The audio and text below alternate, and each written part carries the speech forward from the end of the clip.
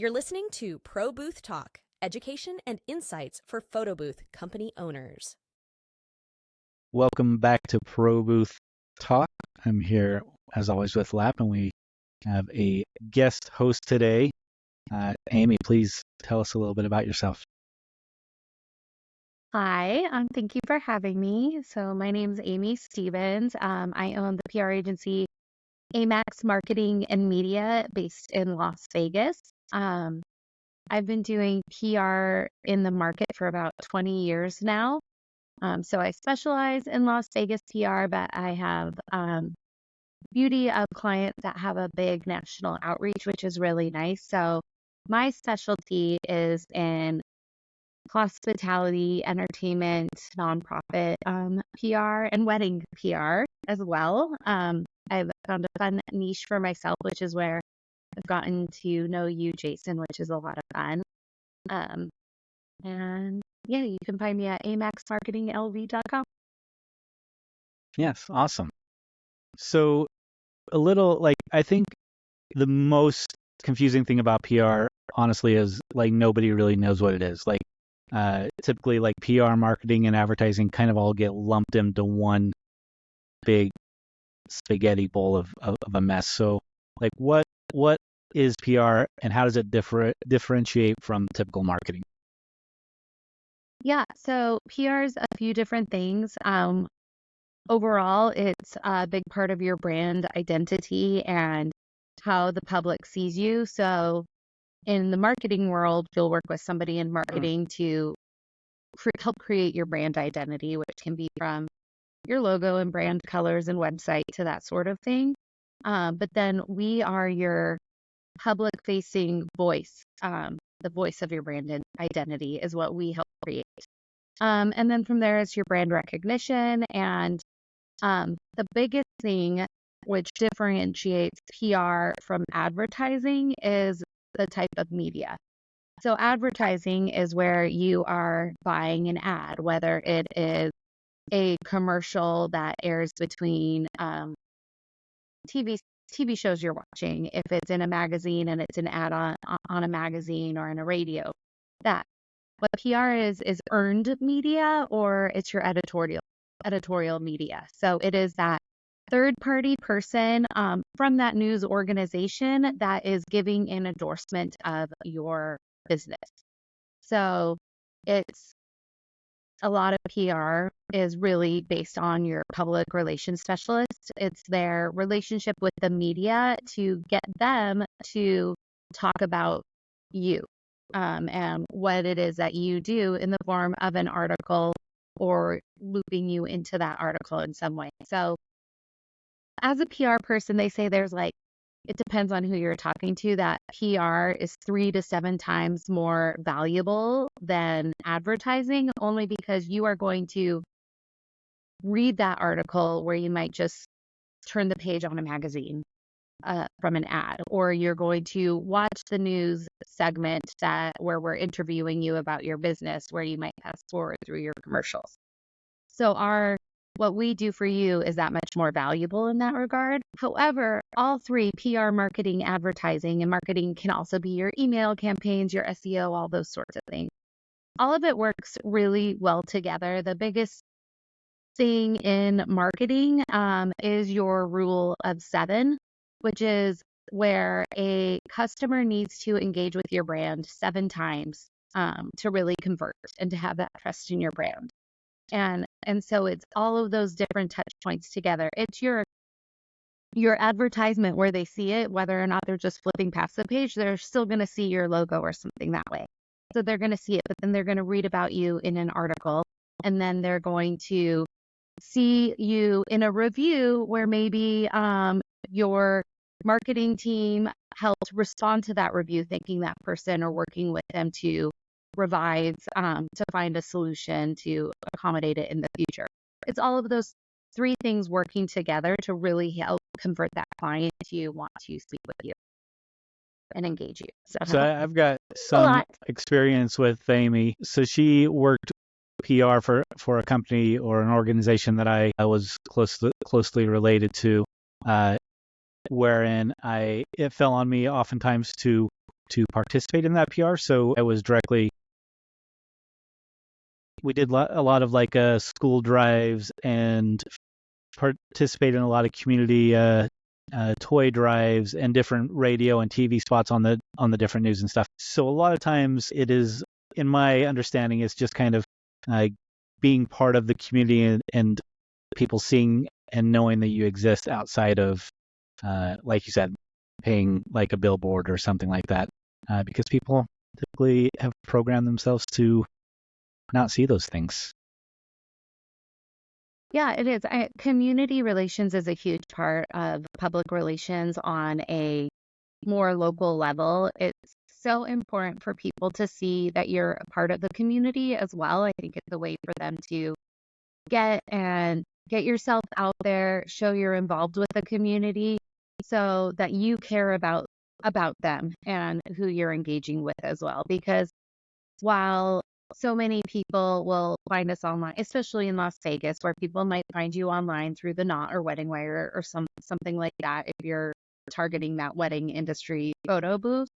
But locally, if you want to hit the bar mitzvah crowd, the gala crowd, those sorts of things, seeing you supporting the community is a really great way to have that additional touch point. And it's going to be, if it's between you and someone else, and they've seen you there and see how you're representing yourself on TV or on the radio, how you're supporting the community, because you're not just out there talking about it, you're donating items, you're showing how you're involved in all this is super helpful and really important. And it can be more than just on TV. It could be donating an item to a silent auction. I handle that for a lot of my clients where I'm in charge of their charitable requests, and we're donating stuff because, again, it's just one more touch point for people to see your name and where you're from and to get involved. And then say you're at a charity gala and you bid on a photo booth item, right? Then maybe you're using that for your own gala or you're using that for a personal event, but the people you know are likely community oriented as well or in the similar. So it just really helps read into each other and work together in a really positive light. You mentioned donations to like not charity auctions. I can't remember the other thing you said, but like donating to like the TV stations or those community events and silent auctions. Yeah, like silent auctions and things like that. And in the photo booth world, there's oftentimes like a silent auction. Sure, we can donate a photo booth, or a lot of associations have like not even silent auctions, but like drawings at the end of the event. And I guess it's not really the same thing, but if you're doing a WIPA event, of course, you don't want to donate a photo booth because these are all your peers and they're in the same industry. But you can always just donate, a $50 gift card to Starbucks or whatever you like, and they'll still say, this is sponsored by Smash Booth or whatever your company is. So there's always ways to get into those things, even if it doesn't really fit your brand or what you don't have anything to offer. You can always offer. It's true. Other things. You can always offer those. You could also offer, depending on what is your budget. If it was a WIPA event and I really wanted to make an impact, I would recommend my client see if they could be the photo booth donor for them and be the photo booth presentation at that event, right? Because then you're not just donating a silent auction, you're showing all of those wedding industry professionals what it is exactly you do and how professional you are, the quality of your work and the quality of your content. And what you're putting out there. So again, it's all budget oriented, and I don't know if they charge fees or something like that. I'm not as that in depth if they charge you a fee to participate, but if it's something where you could donate and it works within your budget, to me, that's that bigger impact that you're really going to make. Right. That's really going to help convert it. So do you have many clients right now or in the past even that have incorporated photo booths? Are you using that as a tool at all with your clients to help spread awareness or get social media impact or collect data lists or anything like that? Yeah. Actually, I worked with the Marriage License Bureau for several years, and I was instrumental, and I believe Jason, at least at the time I was there, your photo booth company helped service them with a photo booth. And that was in the form of data collection. To get a marriage license, you don't need to provide your email or phone number. You have to provide your mailing address. But the Marriage Bureau wanted to be able to pull people what made you choose Las Vegas? How much did you spend on your wedding? All of those different things. So how is it that we can best reach that audience in an engaged way where they're agreeing to give us that so we can market to them? And so they installed a photo booth at the Marriage License Bureau. And from my understanding, this past year they did a large survey to folks, and I'm guessing a large part of that was from the list that they gathered from the photo booth that they've had for the past couple years. Yeah, it So was I very think successful. it's a great way Unfortunately, to they get did that. pull it this year, so we're not there Oh. anymore. But like the data that we pulled from that and the social exposure was just through the roof. And it makes sense because when people are getting married, they're getting their license, they want to share that on social media.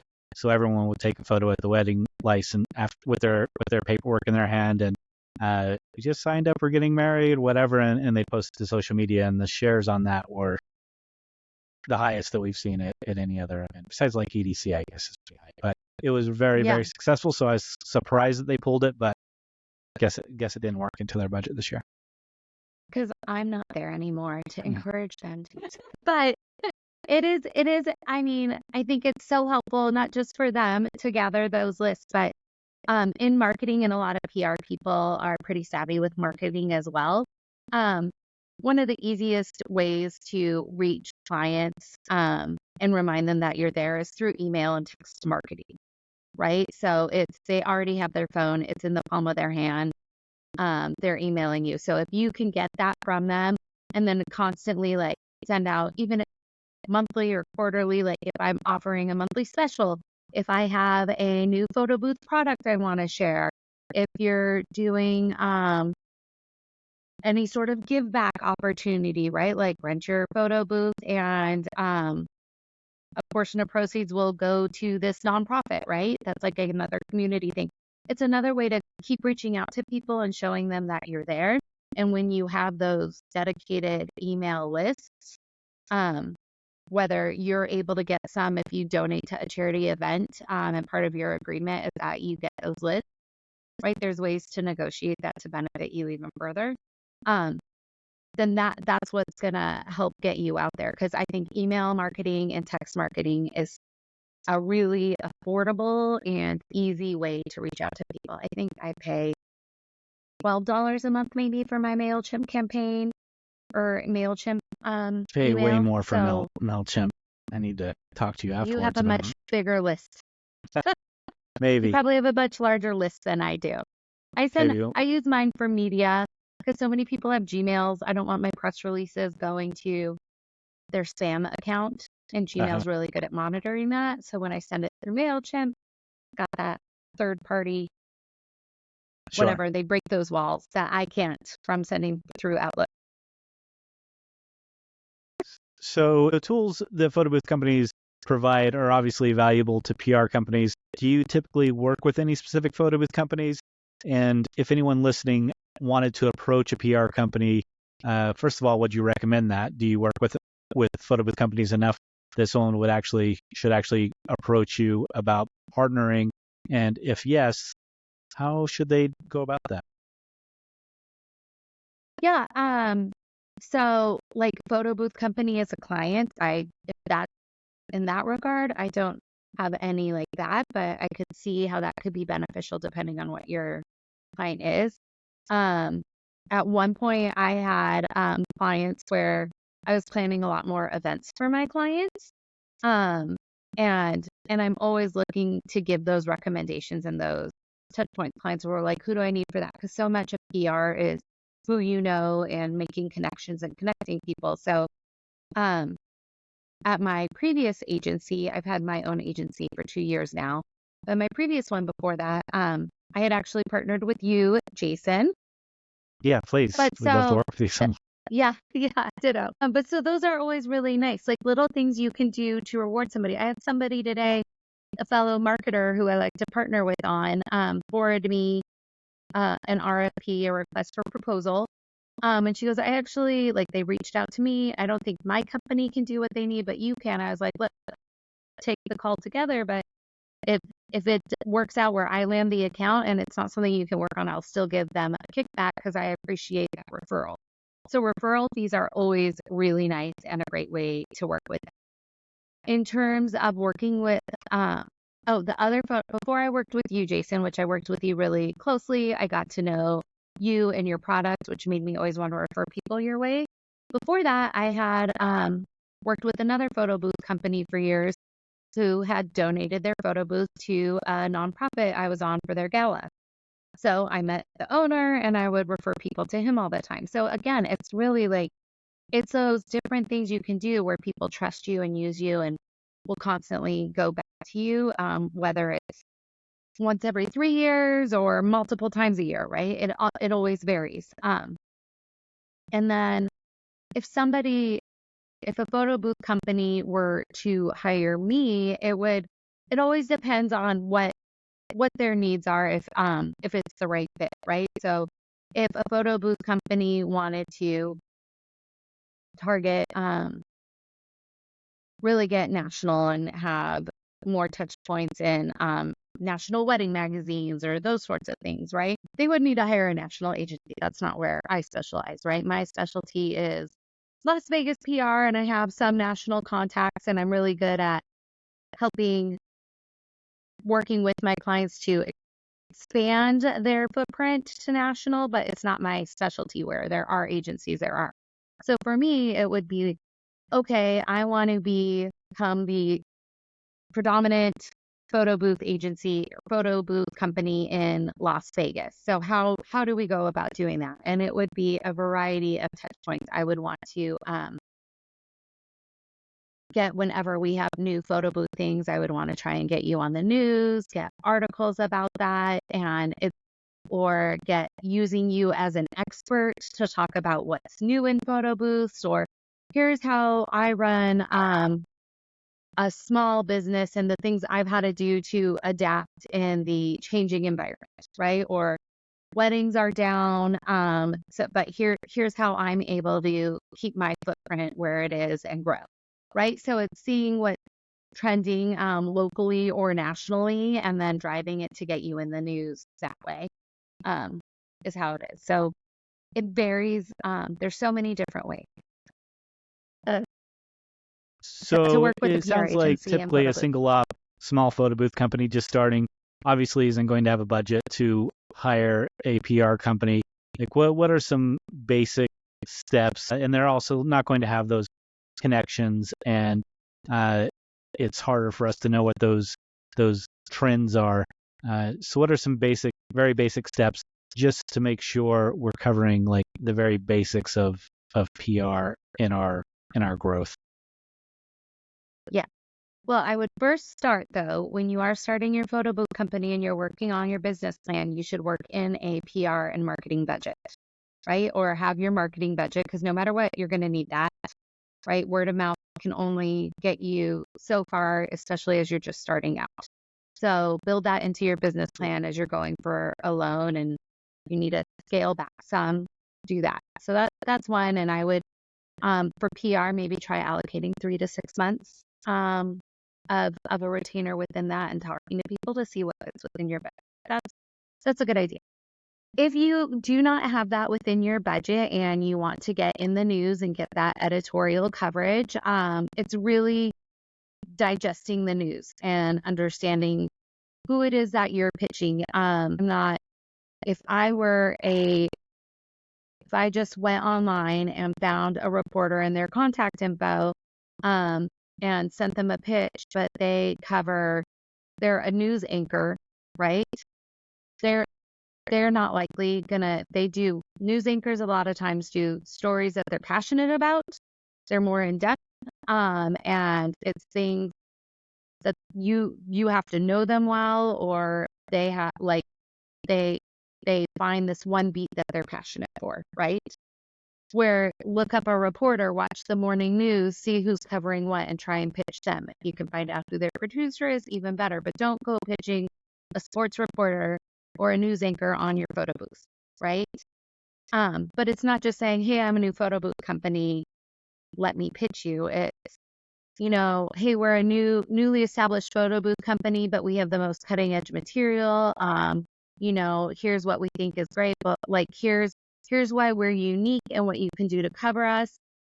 We can bring our photo booth, because photo booths are able to be moved around. So we can bring our photo booth in studio, create this fun visual experience for you, and this is what it is. So it's really like watching what you see or reading who it is and pitching those people that cover similar things to you, so you know that your pitch is relevant, right? And then making your pitch newsworthy as well. What's trending in the news? Did you just see, it was the Kardashian birthday party have the 360 photo booth or something, right? Well, here we have that 360 photo booth. Here's why it's trending and so cool, and the Kardashians love it, right? And then you could pitch it on that. You could pitch, because I did a 360 photo booth and it was awful. It was a horrible. My friend and I deleted our photos, and it was because we were just like awkwardly leaning forward. We didn't move much, and yet here are tips on how to maximize your photo booth. Here's how to take a great selfie. Different things you can do to really be creative and put it out there and work with them and think about what you're doing. A huge part of that people don't think PR people are doing, it's way more than just writing a press release. It's knowing your media and pitching your media and having those really good relationships. But we're helping to produce the segment. So we are putting together the talking points and the questions, right? And what we write as a question isn't necessarily what the producer's going to write. They're much better at writing the questions than I am, but I give them the basic question, right? And then it's working with my client. We're going to bring this, and this, and this. We're going to arrive at this time. Here's what you wear. I don't want somebody who has a photo booth company, which is a creative company, coming dressed in a suit and being all buttoned up and rigid and talking like that. That's not going to represent them well. We want you to be who you are. I want you, Jason, there in your bowler hat and your in your red, right? Like, I want you to show who you are, and that's who you need to demonstrate. It's being organic to yourself. And then the other big thing is to know your media when you're pitching somebody and how to go about it. So if it's a podcast like we are right now, I feel like I am extremely long-winded, but in a podcast, you can go into more depth. If you're doing a TV interview, your entire segment is 2 to 3 minutes, and it's still a conversation. It is a question and answer format. So you need to have your sound bites down, which is your 20 to 30 second pitch that you're giving on your company, and you're answering these questions, but you're listening to their questions so it's relevant to what they're asking, and you're not just answering some random thing or saying the same thing over and over, right? So it's knowing all of those details and who you're pitching. If it's print, you can go more in depth as we are now. However, the difference with print is they're then still going to pull out sound bites from the article. So you want to make sure that you are on point, right, in what you're delivering, because they're only going to cut a portion of what you said. So you want to make sure that everything you're saying makes sense and it's on point, and you are still getting your message across. Messaging is so big. It's one of the largest things that PR people work with our clients on is what's your message and how to deliver it, and giving those key messages and getting them across in a succinct way that's going to give you the most bang for your. Yeah. So a lot of the time working with Aimee, the way our process worked, and this was for a nonprofit. I was president of the Las Vegas Wedding Chamber of Commerce. So we wanted to push out a more of a community-driven, charitable image. So we would meet at our board meetings and we would discuss. She would bring to us different charitable events coming up, or food drives or school drives or toy drives or whatever, and we would decide which ones we would want to participate with. So it was crucial to have Aimee to, first of all, let us know what our options were and give us critical feedback on what was the best direction to go. But then she would also have the connections where, for example, a toy drive, some companies might just be going and dropping off toys, where she would get us a spot on the radio or the news when we drop those toys off to have that little interview spot telling them who we are and why we're contributing and why it's important. And then she meets you there. Again, she'll tell you how to dress. She gives you one sheet of what kind of questions they're supposed to ask. And if they ask different questions, how to steer it back into things that are important to us. She would know that there's, without saying any names, there's certain interviewers in town that go off on tangents in different directions. So she would know how to navigate away from aligning you with newscasters that don't stay on topic very well, because, if you're not an experienced interviewee, those things can get you flustered, because especially with me, I knew my talking points, and if you were going to go off topic, I wouldn't know how to come back. So it was important to have those very structured newscasters, anchors, whatever you would call them, that are very, very specific and stick to the talking points and questions. And just that little not pep talk, but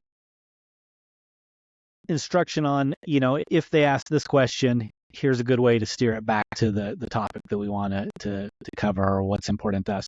So those things were all incredibly valuable. Even if I wanted to participate in those things by myself, it would be very difficult to do without some kind of PR guidance. Very beneficial. Yeah, I agree.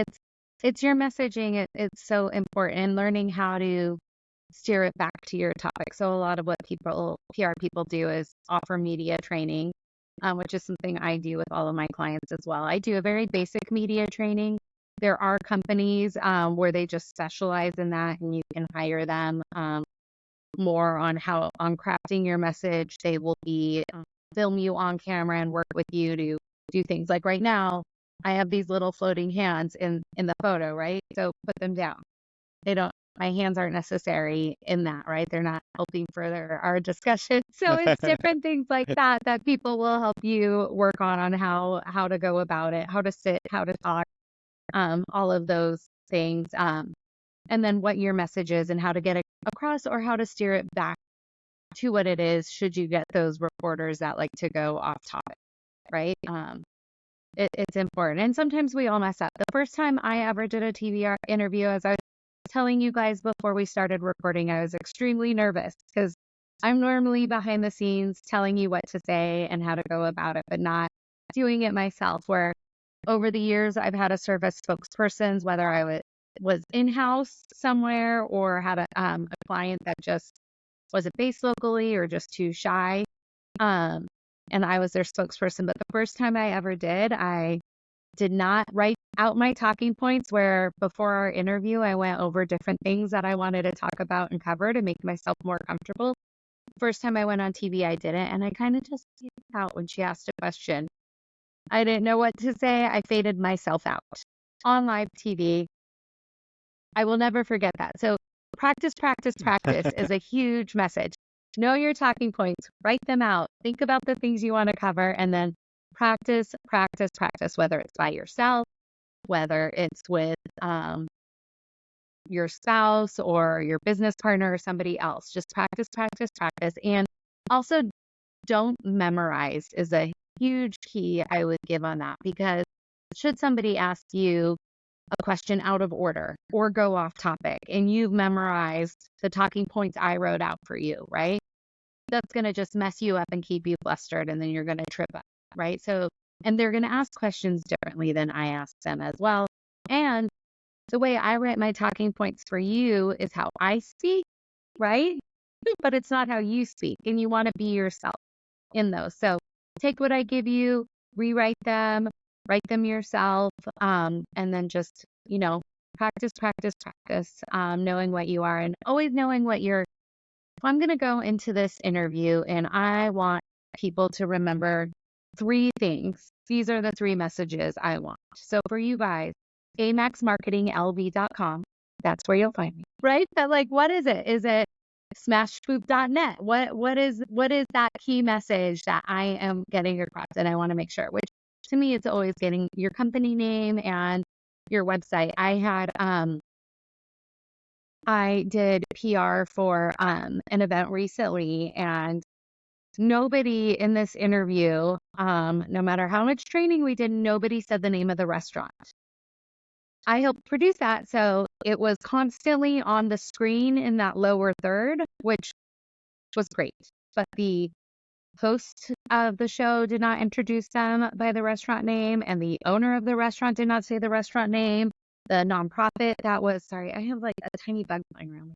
The nonprofit did not mention the restaurant's name either, which like I was cringing as I was watching this. And sometimes I think I should have like a little poster board in the back where I can write things on and hold it up to my client. But the lower third consistently said the restaurant name and the event date on it, right? So I knew we were covered in that regard. But at the same time, like, what are these 3 messages that I want to get across? And one of them is the name of your company and your website, or how to get a hold of you. I think is always a key important way to get in there. And a lot of time, especially with local news, people will say, okay, and how do we find you? Right? So it's very helpful, but that's also something we write into the questions as we're helping to produce that segment. So Yeah. I don't have any experience with PR marketing or anything like that. So I know PR is public relations. For photo booth owners who are like me, who just don't even know where to start with what you do, I mean, like, how can you benefit, like, what can you bring that would benefit a photo booth owner? Like, is it recommended that they reach out to a PR company to learn how to communicate and get media training, or do we reach out to you for connecting with you for clients? Maybe you can help me understand that, and our listeners too. Yeah. So I would say that to connect with a PR agency is you're ready to grow your business in your market or nationally, right? You are ready if it's you have that budget to help launch yourself and launch it appropriately where people talking about you, right? Then you hire PR as part of your marketing budget. But if you're ready to grow to the next level, is a time to hire PR, and it is that all-inclusive messaging. It's I would do the media training with you, but then it's using working with you to get you in the media to where the media is talking about you. What is happening in the news right now? How can you be a part of it? Using my relationships with the media that I have to get you on TV or an article written about you or a press release. So, I mean, press releases are huge. We write press releases all the time, and then you distribute them to media, right? So, but if media, sometimes there are some online sites that'll just pick up your press release and reprint it full. That's great for your SEO, right? So it's working in tandem that way and helping to maximize it. But it's really it's developing what your message is, what you want the public to think about you and how to know you. It's teaching you how to talk to media and then reaching out to media on your behalf. So then it can also include marketing. My company, Amax Marketing and Media. So I love doing email campaigns and creating email campaigns for my client and helping market that way. I can help advise you and work with you. I like to think of myself as an extension of your in-house marketing team. One of the chapels that I work with, I was their interim marketing director. It was supposed to be 3 to 6 months, and I've been on with them for a year and a half now, right? So the value's there, and it's helping advise on website changes, on advertising and sponsorships, on because we're so connected with the media. While I am not a media buyer by any means, and I can't give you the best advice, I can help advise you some, right? Or I can help make those connections for you if you're able to do that. I am able to, because we do plan events for our clients, so I am able to use you to do that. One of my clients, I love working with nonprofits. One of my nonprofit clients has an annual wine event and they weren't able to find a venue. So I connected them with a client of mine to where they had a venue. They were able to work with my client. My client gave it to them at a significant discount, but they were able to fill a night they weren't busy. And the nonprofit was able to have a venue, and we were all able to work together, and I was able to get them all some press that way as well, which was really nice. So it's making those connections in all different ways. But it's always good. Here's the thing. You can't take a meeting and nothing's going to come from it. If it is, it should have been an email, of course, right? But it's always good, I think, if you have the budget and you think it's worthwhile to explore, then talk to a PR person and see what they can do for you and how you guys might be able to work together if you're ready for that next step. And So I feel like for us, I'm sorry, go ahead, Jason. PR is like you're never, I guess not never, but typically you're not looking for immediate results. Where if you're placing an ad, you're kind of going to gauge the click through and the turnover, how many sales you get from that. But with PR, it's more of creating a recognizable image around you and your brand and whatnot, and with the community, so that when they do see your ad, they'll already recognize your name and associate that with something positive. So it's more of just creating your image.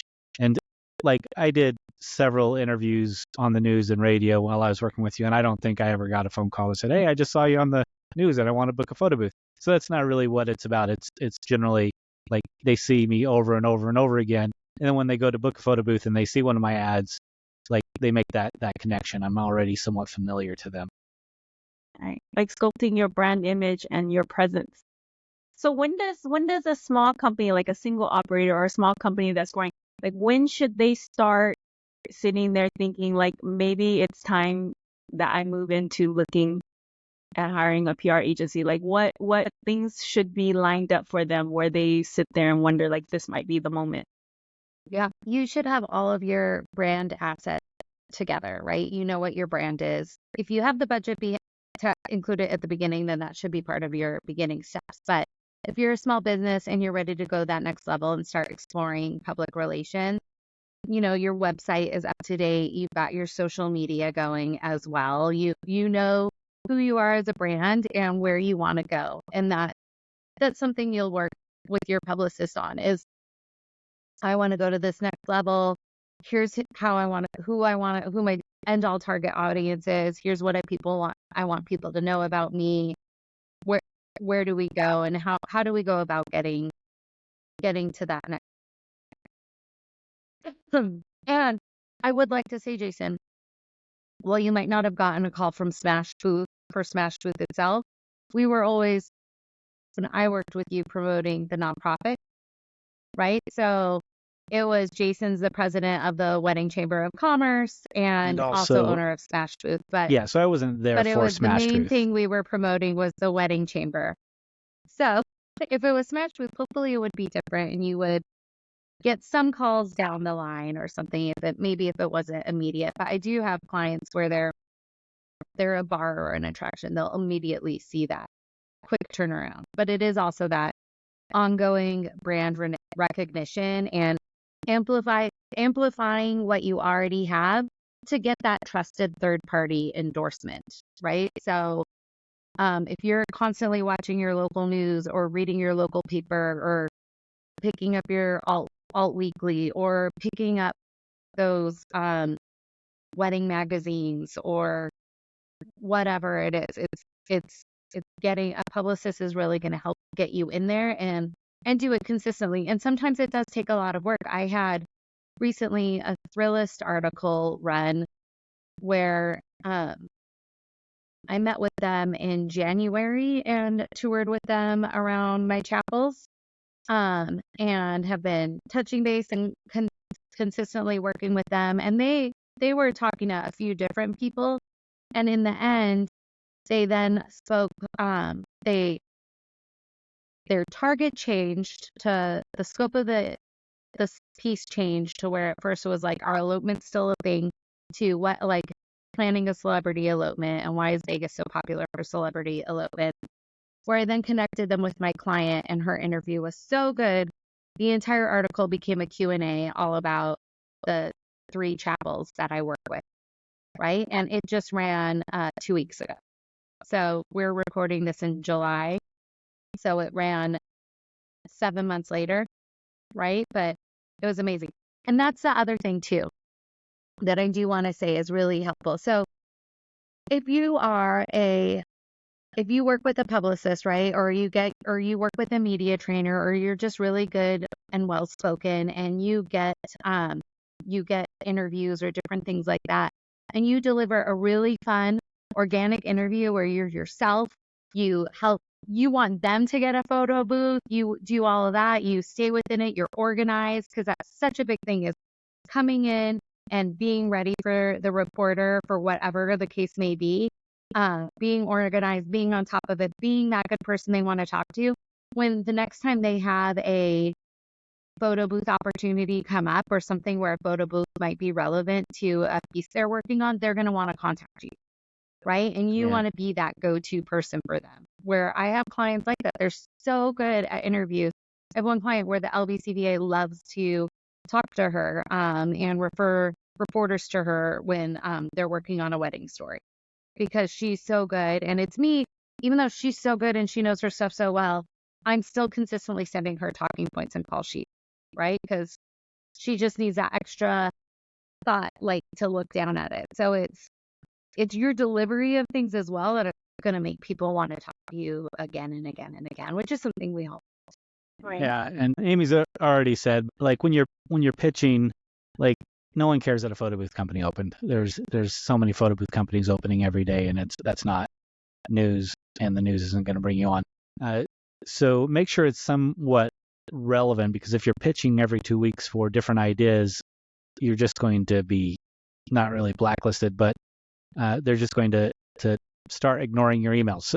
So like watching the trends, like if you know when your wedding season is, you can reach out and say, hey, if you're doing any stories about weddings, this is the wedding season, so I'd love to come in and talk about trends in the photo booths related to weddings. Or if you're a Black-owned business, I know like every single city has a Black History Month news segment where they talk to Black business owners. Reach out for those, see if you can get a spot. Like anything that's like actually relevant to what's trending or what's happening in the world. See if you can fit yourself into that piece, and that's when and where you want to pitch. And thinking ahead of what's coming up as well. So it's jumping on those trends when they happen, right? So I know I mentioned the Kardashians earlier, right? So, but if it's June is your wedding season, right? You want to start pitching them in April, right? Because people are long lead and they book up, or April, May, start sending those emails out, right? To let them know. So it's that forward thinking that's really helpful. If you have a really big convention coming to town that's covering everything, right? So if there's photo booths are a big part of that, right? If there's a photo booth convention coming to your town, pitch them as a way to talk about that convention and what it's going to, like, here's something happening locally that you might want to know about, and here's some trends that they're going to be covering, right? There's all different ways to go about it. So when you see something in the news, hop on that right away in case people are going to be talking about that. But then having that forward thinking, as you mentioned, with wedding season or gala season, those different things, like how to make your gala the most memorable, right? Or if there's a Jewish newspaper or something like that, what's trending in photo booths for bar and bar mitzvahs? How do you have an affordable photo booth for your bar or bar mitzvah? The different things like that are always really helpful. And sometimes it's just giving tips as well, like how to be affordable, how to maximize photo booths for your brand, right? Different things like that, using as an expert, when to use a photo booth for your brand events, or different things for your business publications. How I decided as a photo booth company to hire a PR agency. I don't know. There's different things, like if you think out of the box and you pay attention to what it is, right? The other tip I have to give is, once you're with a news person, don't bring up your HOA. This is something. Bring up your HOA. If you live in a community with an HOA, this is something I have sadly seen over the years, where I arrange an interview with them, and then as we're finishing, they'll bring up to the reporter their HOA. because they're unhappy and disgruntled with their HOA. I have never seen this more than that. Don't do How it. bizarre. That is not, it is, I thought I heard wrong, Aimee. no, Yeah, I thought maybe it's HOA stood for hilarious. something in your industry.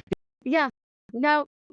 People love to email news persons about their HOA, and I had never experienced it. And then all of a sudden, it was like 3 times in the past 2 months where somebody, as we're leaving with a reporter, they're like, I've emailed so and so about my HOA, or I have this issue with my HOA. And I'm like, what is happening right now? So it's just something I want to put out there in the general public in case they're thinking, or they've emailed about their HOA and then emailing and get something with their photo booth. Don't bring it up. Yeah. Know your audience. Yeah, and I guess kind of in that same vein, not really, but we were doing a lot of press stuff like during a very negative time. So Aimee was working with me during COVID, so a lot of people would reach out for COVID stories, and she was always very concerned that they were trying to spin it into a negative COVID story. So we were always trying to bring the positive.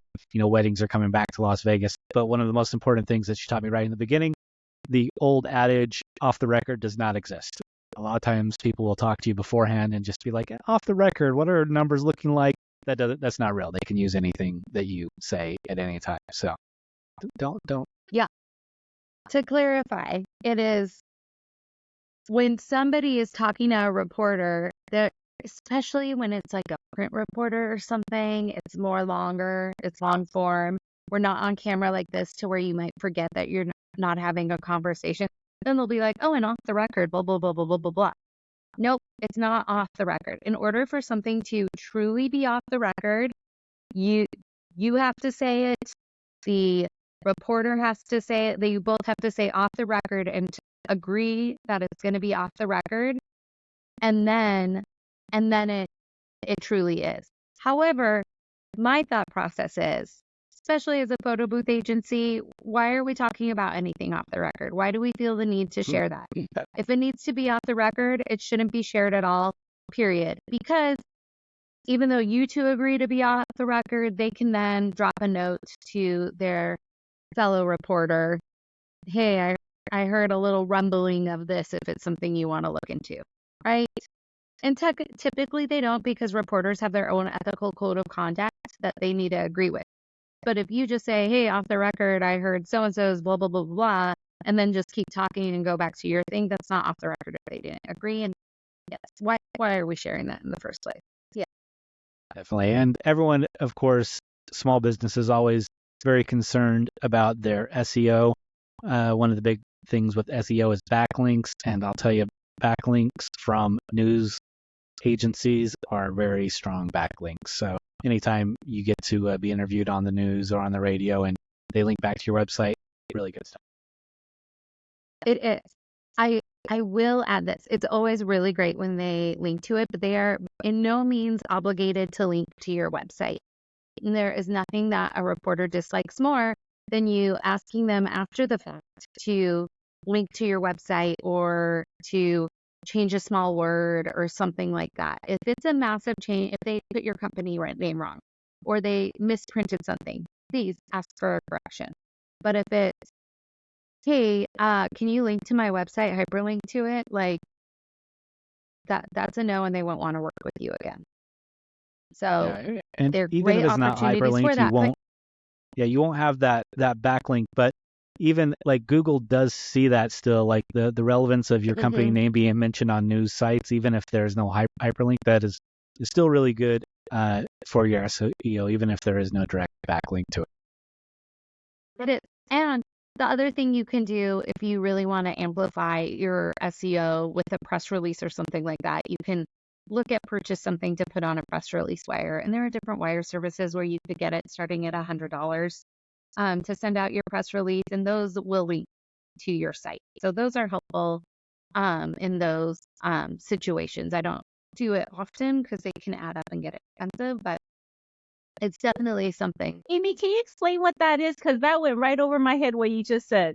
Yes, sorry. I'm sure a lot of owners are probably in the same boat. So I want to make sure we all understand. Yeah. So there's when you write a press release, right, which is an announcement to the media of something new, it is, what's the name of your photo booth LX company? Picks. LX Picks. LX Picks. So Yeah. LX Picks is groundbreaking in the photo booth industry with this new photo booth that does XYZ, right? And you're announcing that or something like that. Or you just expanded to a new market, right? Or something like Or that. you And you're won an writing up a award press at release. the Photo Booth Masters. Yeah. Congratulations. Yes. Yeah. So it's writing that up in your press release, right? And you're gonna hyperlink back to your company because in the end you always want to write something about your company itself. You might hyperlink to what your if it's a certain product, hyperlink to that within your release as well. And then there are services where you can go online and you could Google press release distribution, right? And you can go, there's the big ones are PR Newswire and Cision, and those are more expensive, but they have a wider outreach and they're going to go to more direct folks, like the actual producers or reporters. Or you could do something, there's EIN, Elephant India News, EIN Newswire, where you can write a press release and go through them. I think it starts at $100 and you can send something out to them. It's going to target different news organizations' websites and they'll reprint it in its entirety with the hyperlink. Yeah. Yeah. Yeah, isn't that fun? But the key thing too, though, is when you're writing a press release, you're not writing an ad. A press release is you're giving the news your information. So you're not Very writing it with fact-based. all that fluff and everything. I recently, because I'm based in Las Vegas, my clients are entertainment and hospitality, so I like to write fun press releases. I had a client announcing a new package, and not for every package, we're not going to write a press release, but this was a big enough one that we did, and I tried sending it out on the newswire because we wanted that SEO hyperlink to them. And it got rejected because it was too advertorial or advertising. And advertorial is, it looks like editorial, it looks like something somebody else has written, but it's actually been paid. It's pay for play. So it's been paid to look like somebody wrote an article about you, but you wrote it and you paid for it to get placed. So they wouldn't run it because it wasn't newsworthy. It wasn't written like news. Yeah. So, but I could revise it to where they then could run. So it's Are you something able to to keep in share? mind. Are you able to share that press release? I'm just curious to know what it sounded like. I'm sorry if you can't. It's okay, but I'm just curious to know what it sounded like that they rejected it as like advertising. Well, so it ended up being a good thing that they rejected it because we had it sending out after a festival, and the festival got canceled. Oh, okay. And then it was a good thing it got rejected. It worked out in our favor, but we're rewriting it currently, and I'm pitching some exclusives for it. So you can't since share. it didn't get picked up, so I can't talk about it right now. But where it's like, I'm sorry, I'm so sweet. LX Photos, is that what you said? LX Picks. Yeah. So it's LX Picks is the best photo booth agency in just one, blah, blah, blah, right? So it would say, not saying you're the best photo booth agency or right? So it'd be like LX Picks awarded best photo booth agency by blah, blah, blah, right? See how it's one's less like more of like than a the news other? announcement versus like very commercial. Yeah, exactly. And if you want to get fun, so when somebody sends out a press release, like even if it's just to your local media and you're sending out a press release, that's not necessarily going to get you news coverage, right? To me, I like to use a press release as the backup to my news pitch, right? Which is where my relationships with the media come into play and where knowing who you're reaching out to is very helpful. But so then I'll have that press release. I'll send it out because somebody may pick it up that I wasn't prepared for. So it's always good to send it out. But then I'll send a pitch, and that's where I can get a lot more fun and hypey with it, right? Like, woohoo, we just won this, or we can create this delectable menu of foods, or, our photo booth is cutting edge and you'll see the Kardashians loved it and blah, blah, and you can get a lot more fun in your pitch to a news person and then attach that as your supporting documentation. Okay, that's good to know. Yeah. And always have at the ready, have your assets at the ready for media. Like your goal is if you're trying to reach out to media and you want them, because you want to work with them once, but you want them to come back to you, or when you pitch them the next time for them to want to work with you again, is have everything ready. Make it such an easy, amazing, great process leading up to, and then when you're there as well. Right. When you say have everything ready, what do you mean specifically? Like have and logo ready, asset? Yes. Have a Dropbox folder or something with your logo, with your with example photos of what you're promoting. So I have for my clients several Dropbox photos. One will be for you for a photo booth, I would have a Dropbox folder with your logo and just general different photo booth offerings that you have. But then I would have another one where if you're promoting one specific type of photo booth, right? Have a photo of that photo booth, have if you have video of people using it, if you have the end result of what that photo comes out looking like, have all of those in one Dropbox folder dedicated to that. So then you can easily attach that and give them that as an option. Or if they ask for something else, you have that ready, right? So video for TV is always great. Anytime you have B-roll or like a sizzle reel is really helpful. And then have your supporting photos, because they'll loop that in, even if you're there in person with them, they'll loop that into what you're working on as well. So if someone is not ready to go bigger or go national and they just want to reach out to you for something like media training, is that something that you offer as a package available to like smaller, single operators that might, they know they need to step up their game on the public image side, but don't necessarily have the budget to go full blown? I personally don't. I am a one-woman show. So if I were to take on lots of smaller clients for one-off things, I wouldn't be able to dedicate the time I need to my clients. But there are lots of agencies that do that, right? So that will just offer, or there's media training companies as well, which will, in addition to teaching you how to present yourself, they're going to work with you on what your key messaging is as well.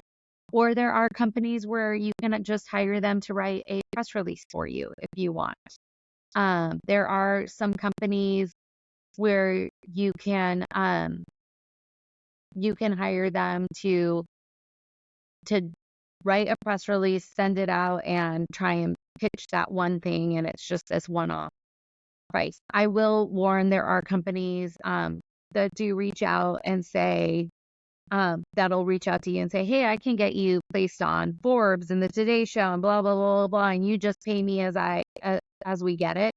Those are usually scams companies. So I would definitely just always do your research when something like that. It's rare that a PR agency will reach out to you out of nowhere, right? Unless they are very passionate about you, but just always Google, right? Do your due diligence in that regard. But there are different companies that can do it. There are smaller companies that really thrive in that. I know some locally that will do that sort of thing for you. Personally, I'm not one of them, though. So before we wrap up, I want to get your take on, you mentioned there's companies that you can hire to write press releases. That seems like a pretty easy task to assign to ChatGPT. What are your thoughts on that? Is that a tool that could be used for that sort of thing, or should we stay away from that? I have never used ChatGPT other than meal planning personally. Okay. So, it might be, I've heard of people using it for that. You definitely are going to want to edit it and make sure it makes sense and it's getting your key message across. It's always better to give somebody business where you can, right? Just as you're a small business, a lot of agencies are small businesses as well. So anytime you could do that, but if it's just writing a press release, right? So, because PR is so much more than writing a press release. But if it's just writing a press release and you're not a writer, then yeah, do that. Or read a magazine or something and see, or Google freelance writers in my area. That could be a better way of going about it, where you're hiring an actual writer who has good grammar, who knows how to structure it properly, and all of those things. And then you're further helping somebody. And again, you're making that one additional connection to where maybe then at some point they know somebody who needs a photo booth, right? So, because so much about PR is making those connections, and it's that grassroots community relations, right? So you're going out to your community that way as well. Sure. So that to me, it's always how can we make that additional connection? And if you hire a freelance writer to help you write a press release, you never know, down the line they could be hired by a publication that might need something similar. So Yeah. so then they'd reach out to you for a photo booth, right? There's ways to go about it and see how people can help you. And it's similar to your website. Like, who's doing your content writing for your website and helps you craft that, they might be able to help you write a press release as well. I love that you brought up the whole the freelance writer that could one day work for another company, because I've experienced that through my years, just everything going in full circle, like the relationships that you build with somebody ends up bringing back so much business, and you never would have anticipated that. So I love that you brought that up. Thanks. Yeah, it's always who you know, right? And that's so much of PR, is making those connections and getting your business out there, which, as going back to the start of our interview where Jason was talking about that community relations. Yeah, we're getting you in this school supply drive, right? And you're donating school supplies, but then you're going to talk about what your business is and how you're a part of the community within that and why you want to give back. Somebody's going to see you there and then want to use you. Or that news station, they have holiday parties, right? They have retirement parties. They might need a photo booth, and then they'll remember you from that as well.